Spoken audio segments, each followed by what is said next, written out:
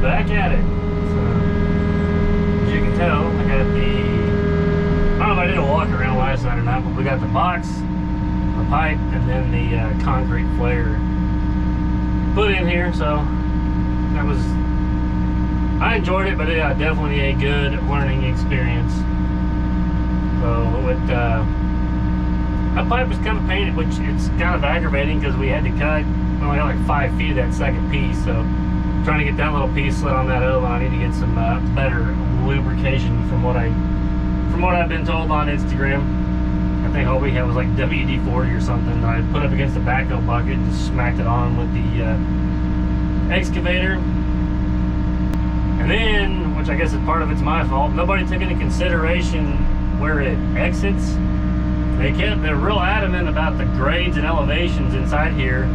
Well, the problem was the pipe came out and it's like 9 inches lower than what the bottom of that ditch was out there. And right now we've got it where the end of that concrete flare is 2.5 inches higher than what the pipe is underneath the road, and I've got to just reshape the ditch. But they told us to do, yeah, just reshape or do whatever we got to do. So it's kind of funny when it's on their side to the city side. It's like, oh, well, just do what you got to do to make it work. But when it's over here on this end of it, we got to do exactly how they want it, even though it's a little bit overkill.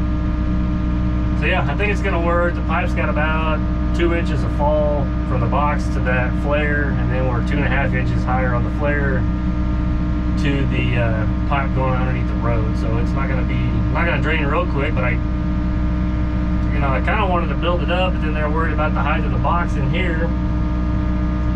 So I got to kind of reshape some of that ditch out there, and I'll show you guys when I get to that point. I just don't want it to ever like back feed into our drain. But yeah, that's when I asked those guys about that. Nobody, they were like, what do you mean shoot the grade? It's like, what's the purpose of all this if where that water comes out is lower than what that ditch is? But it is what it is. I've actually been knocking around the idea about getting a compaction wheel for this excavator. I see a lot of people using those. I thought that'd be kind of handy. Since I've already got the excavator with the quick coupler. It'd be easier than trying to bring another compactor or jumping jack or something else.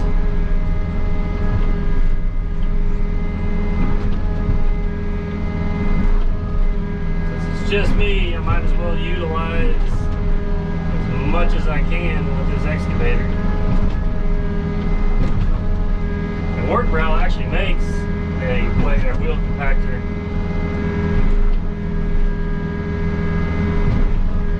for this excavator.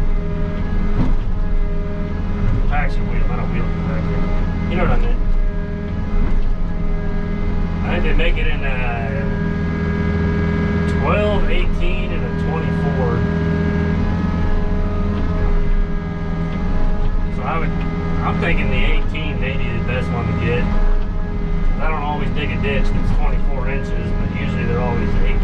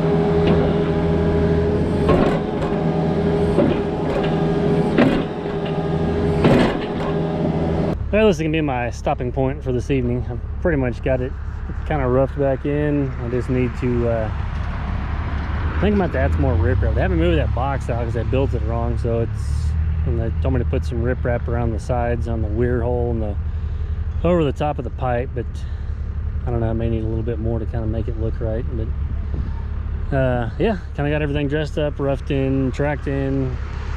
This is the emergency spillways, this dam from here almost around to the box, and then it starts kind of gradually going uphill and tying back in to up there. I still got to put the riprap, got that ditch kind of cleaned out, but I got to clean a little more and put the riprap in there. But got everything kind of covered up, and this is what they asked me to do, because that's what they call the weir hole, where it's kind of like if we get enough water in here and it fills up and those holes can't handle any more, then it raises up and then runs through there. So they just told me to make sure to keep the dirt away from it a foot or so and put the riprap to kind of keep sediment and stuff from getting in there. I'm gonna definitely need some better material to fine tune this thing. You just kind of run on all those rocks, it makes it a little tough. But yeah, this is pretty much done. I got a pile of junk I kind of pushed back in there. I'm gonna have to dig out Monday, put riprap there and down at the other end, and then try to get a little bit of dirt. I've also got to come back and take all the riprap off the side. Some landscape company can start building a retaining wall. So that's why I may even take more of that and add it there, and then that spot, and then the rest of it I got to haul to his other property. But I think we'll have plenty of it to use here, so I may, like I said, may dress a little bit more of that up. But this is pretty much how it will look. So I need to get the drone out and do kind of a flyover and see if it came somewhat close to what I was hoping for.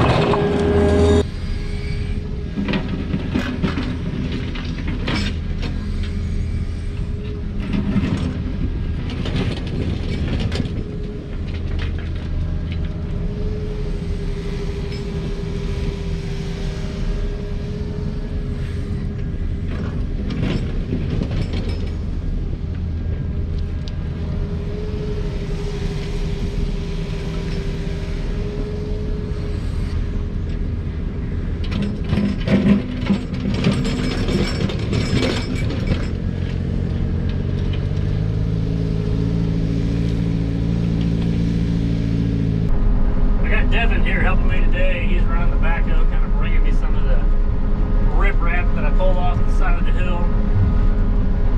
I may have him dump it in a better spot than what he's doing here, though.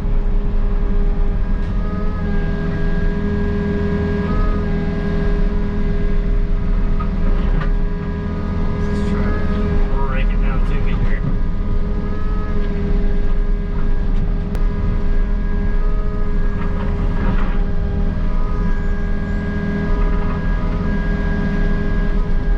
Usually if you can kind of start at the bottom with this stuff and kind of lay it flat,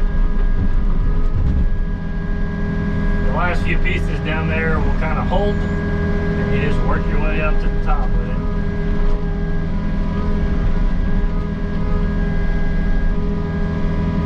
And then I always kind of go through and, I don't know, fine tune my edges or ends.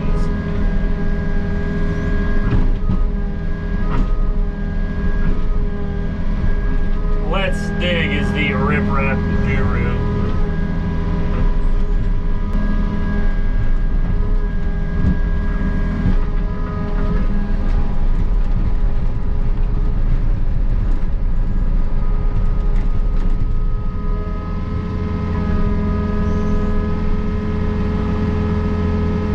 Yeah, a little base right with that one. It'll work though. It'll all settle and go to the bottom.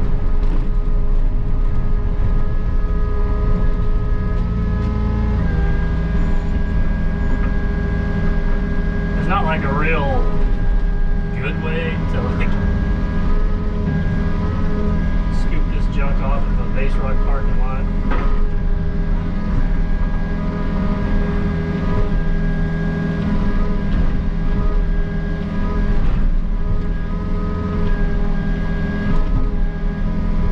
The biggest thing is just kind of pound it down.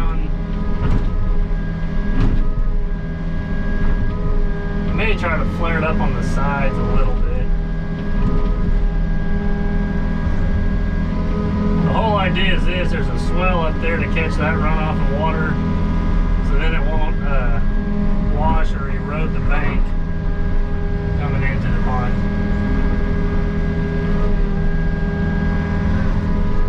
You can get a pretty heavy rain and it'll run down it, and it won't be cutting a bunch of grooves and stuff.